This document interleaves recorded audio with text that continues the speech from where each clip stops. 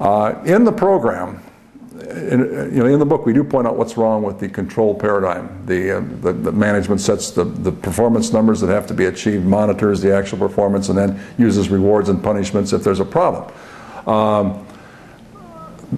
So what I did with the program, okay, that was dealt with. We gave them a system that's an alternative. But what I came up with was a deeper reason why the traditional method of management, the control paradigm, if you will, doesn't work. And then I gave a complete program that will work. And that's why we have the new program now.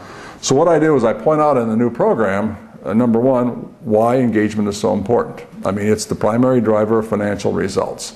When you have a highly engaged workforce, the people give all their energy, creativity and passion toward performing their job, which means they are continuously looking for ways to improve products, services, and customer experiences.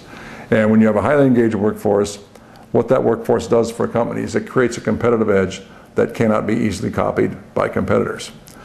Then I said, okay, here's the problem. We have a low level engagement worldwide. Only 21% of the workforce worldwide is engaged on the average. That means almost 80% are giving less than their full potential to performing their job. And I think right around 10% of those people were actively disengaged. They hated their job and they were acting on that dislike by undermining things that the engaged counterparts were actually doing. Then we said, okay, why do we have such low level engagement? Well, to understand that, you first have to understand what motivates people. And there's only one thing that motivates people, and it's their self-interest. What's in it for me? Self-interest is the pursuit of needs that are important to me. And so the best way to understand these needs is to take a look at the Maslow need hierarchy. And what it points out is that the traditional method of management only satisfies needs that are already satisfied. It pays people for coming to work and doing things. So basically it's money and a job. So it takes care of their physiological needs, they can eat, etc. And also it takes care of their safety needs because now they've got some reasonable assurance that they're going to have an income, okay? But it doesn't do anything for their social needs, it doesn't do anything for their esteem needs, and it doesn't do anything for their self-actualization needs. And the interesting thing is, when Mr. Maslow put this need hierarchy together, he didn't invent it, he found it, he discovered it. And when you discover things, you don't know what the rules are, you have to find them. When you invent something, you can make up the rules.